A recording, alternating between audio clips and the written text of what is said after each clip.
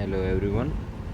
Class 12th subject लोक प्रशासन की क्लास में आप सभी का स्वागत है। आज हम अध्ययन करेंगे अध्याय 10 भर्ती से निबंधात्मक प्रश्न 4। आपका प्रश्न है प्रत्यक्ष भर्ती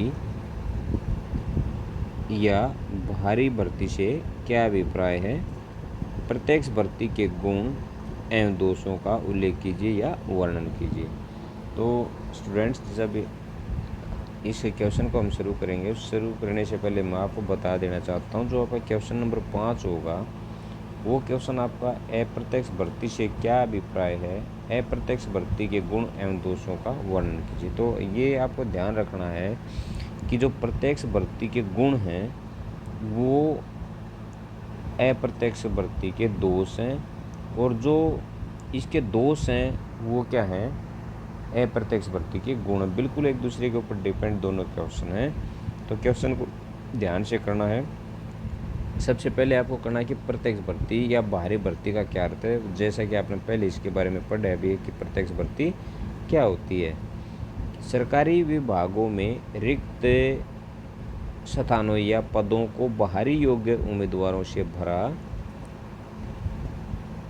जाए तो इसे प्रत्यक्ष भर्ती कहते हैं। अर्थात कहने का मतलब है जो लोग पहले से ही सेवाओं में कार्यरत हैं उनको छोड़कर आम जनता में से योग्य उम्मीदवारों को आकर्षित करता या किया जाता है। उदाहरण के लिए पुलिस विभाग में सहायक उप निरीक्षक यानी ASI के पद के लिए कोई भी स्नातक BA पास आवेदन कर सकता है, तो उसे ASI की प्रत्यक्ष भर्ती कहते हैं।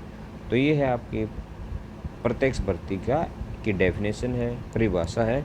उसके बाद हम देखते हैं, चलिए इसका गुण। जो इसका सबसे पहला गुण है वो है यह विधि प्रजातांत्रिक है, क्योंकि इसमें सभी उम्मीदवारों को अवसर मिलता है। आसान बात है, क्यों है प्रजातांत्रिक, क्योंकि सभी जो उम्मीदवार हैं इसमें भाग ले सकते हैं। देखिए, यदि हम दूसरी तरफ देखें प्रत्यक्ष भर्ती है, उसके अंदर केवल जो कर्मचारी हैं, कर्मचारी वर्ग है, उन्हीं में से उम्मीदवार भाग ले सकते हैं, बाहर का कोई उम्मीदवार भाग नहीं ले सकता। तो वो क्या है, अप्रत्यक्ष। ये क्या है, वो अप्रजातांत्रिक है। ये क्या है, प्रजातांत्रिक है।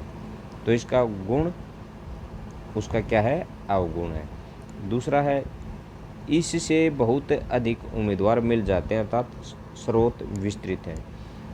उसके अंदर हम क्या लिखेंगे, जो अप्रत्यक्ष भर्ती है उसमें या इसमें बहुत अधिक उम्मीदवार नहीं मिलते, अर्थात स्रोत संकुचित है, यानी कम है।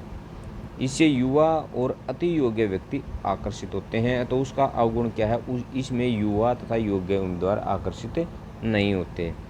नंबर 4, इस विधि द्वारा नए विचारों और तकनीकों का सेवाओं में प्रतिबिंबन होता है, यानी प्रवेश होता है। यदि इसके अपोजिट में हम अवगुण करेंगे और उसका दोष क्या होगा कि इस विधि के द्वारा विचारों और तकनीकों का सेवाओं में प्रवेश नहीं होता। फिर इसके बाद नंबर 5 है इस विधि द्वारा कर्मचारी अपनी योग्यता बढ़ाने के लिए परिश्रम करते हैं, जबकि अप्रत्यक्ष भर्ती में ऐसा नहीं करते। इसके बाद हम चलते हैं इसके जो अवगुण हैं उनकी तरफ चलेंगे। जो इसके दोष हैं, इस विधि द्वारा उत्तरदायित्व पूर्ण पदों पर अनुभवहीन युवकों को भर्ती किया जाता है जिनमें आत्मविश्वास कम होता है। या ये कह सकते हैं इस विधि द्वारा भर्ती किए गए उम्मीदवार अनुभवहीन होते हैं, उनमें आत्मविश्वास की कमी होती है। तो पहला जो पॉइंट होगा। दूसरा जो इसका पॉइंट है, इन उम्मीदवारों को सेवा का कोई अनुभव नहीं होता, या ये कह सकते हैं उन्हें इन उम्मीदवारों को प्रशिक्षण देना पड़ता है, जिससे समय, धन व ऊर्जा की खपत होती है, ऊर्जा खर्च होती है। नंबर 3, सरकारी सेवाओं में पहले से ही काम कर रहे लोगों के पदोन्नति के अवसर रुक जाते हैं। नंबर 4, इस विधि से लोक सेवा आयोग तथा अन्य भर्ती संस्थाओं का कार्यभार बढ़ जाता है। क्यों बढ़ता है, क्योंकि प्रशिक्षण देना पड़ता है। नंबर 5, पहले से ही सेवा में कार्यरत कर्मचारी पदोन्नति के कम अवसरों के कारण अन्य सेवाओं में चले जाते हैं। नंबर 6, यह माना जाता है कि परीक्षा तथा साक्षात्कार में उम्मीदवारों की योग्यता का पता चल जाता, परंतु ये विधियाँ अविश्वसनीय हैं या विश्वसनीय नहीं है। नंबर 7, प्रत्यक्ष भर्ती पद्धति समय नष्ट करने वाली और अधिक खर्चीली है। क्यों कहा समय नष्ट करने वाली? क्योंकि जब भर्ती प्रक्रिया होती है उसे अनेक प्रोसेसर से गुजरना पड़ता है, जिससे समय भी नष्ट होता है और पैसे भी खर्च होते हैं। तो ये दोनों जो क्वेश्चन है एक दूसरे के ऊपर बिल्कुल डिपेंड करते हैं। तो जो हमारा क्वेश्चन नंबर 4 और 5 है वो एक दूसरे के ऊपर डिपेंड है।